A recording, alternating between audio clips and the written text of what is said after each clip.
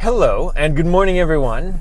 Thank you for listening. I have some thoughts about work-life balance that have just got to get off my chest because I keep seeing a lot of talk out there about work-life balance. Have you read articles and things about this? And what my experience has been is that work-life balance is completely erroneous. It's the wrong way, right? That was dumb. Work-life balance is impossible. You cannot achieve work-life balance according to the definition of work-life balance. So what do you do about that? Well, I have some thoughts. Imagine, let me just, first of all, take you through this train of thought. So follow me on this. Imagine you're wanting to get on the teetertotter. Have you ever ridden the teetertotter when you were a kid? A blast, right? It's a lot of fun, up and down. I built one. I have one in my backyard. Kids love it. It's fun to ride, but it's not fun if you're in the middle, right? It's only fun where you're out sitting on the edge, where you're going up and down. That's where the excitement is.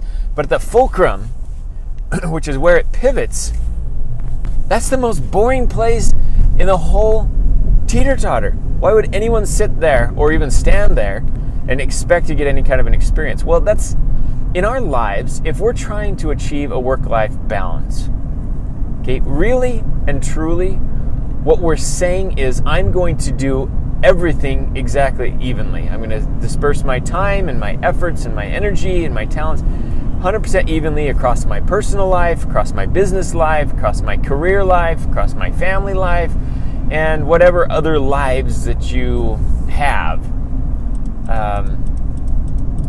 You want to disperse them exactly even, right in the middle, right? Well, that's the stupidest thing ever. When you're in one of those sections of your life, you have to put the rest of them out, because otherwise you're multitasking. The idea of work-life balance goes directly contrary to the principle of focus, which is the backbone of achievement. When to achieve anything, you have to focus on it. You have to have focus. You can't spread yourself around everything. You become the jack of all trades, king of nothing. You've heard that, right? Jack of all trades, king of nothing. That's exactly what you get when you try and do everything. And so this notion of a work-life balance is exactly that. That's what's happening when we suggest that we can do a work-life balance. So what I want to submit to you is something a little different than maybe a work-life balance. If we think about it from a little different vantage point, it does start to make sense, because I think we have good intentions when we say, yeah, I need to achieve good work-life balance. I need work-life balance, this and that. We mean well, don't we? We totally mean well. But it's not good for us to even suggest that that's something we can achieve. So here's what you do about it. You change the phrase to work-life satisfaction. That you can achieve. If your goal is if you want to be a good father, and who doesn't? If you're a dad, you want to be a good dad. And you're going to spend time with your kids, and you're going to have a game night. What if you're on your phone? You're sitting there texting, and your turn, Dad. Okay. You set your phone down. Okay, I'll move. And you pick your phone back up. Boom. Next, your turn. Your turn, Dad. Go again. Yeah. Sorry. Put your phone down. Go again. What are you doing? I mean, what does that teach the kids about how much you're valuing them? I mean, you're not really giving them your time, your focus, your energy.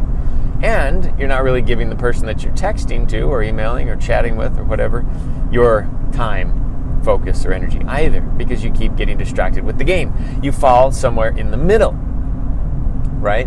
So a work-life balance situation is impossible, because in order to achieve balance, whatever it is you're doing, to do a good job, you have to put everything else behind. If you're going to be a good dad and spend time and have a game night with your kids, well, don't bring your phone into it. Don't bring your laptop. Don't bring any of your thoughts. Focus on the task at hand and have a good time with your kids. And same thing at work, and same thing at whatever it is you're doing. You have to push everything else aside in order to be effective in that one thing. So a work-life satisfaction is simply that you can feel good about being fully engaged and fully present in that moment, in that one thing that you're doing, and you can be satisfied about your work life, how you're splitting up your work life. It's never going to be even. You're either going to be 100% work and 0% everything else, or you're going to be 100% family and 0% everything else, and that is not balance. That's 100% and 0%, just like a teeter-totter. So if you want to still hold on to this notion of work-life balance, stop saying that, first of all. Start saying work-life satisfaction or something like that, because balance is impossible, but we can be satisfied that we're giving our attention one by one to all the categories of our life adequately. There you go. Hopefully that helps. I know it's a little more low-key. It's a little deeper than I normally have, but had that thought and I wanted to pass it along because I want people to stop saying work-life balance and start saying something a little more accurate, like work-life satisfaction. So chew on that today. Like, follow, share, do what you got to do. Thanks for following. Love you, and I'll talk to you next time. Take care.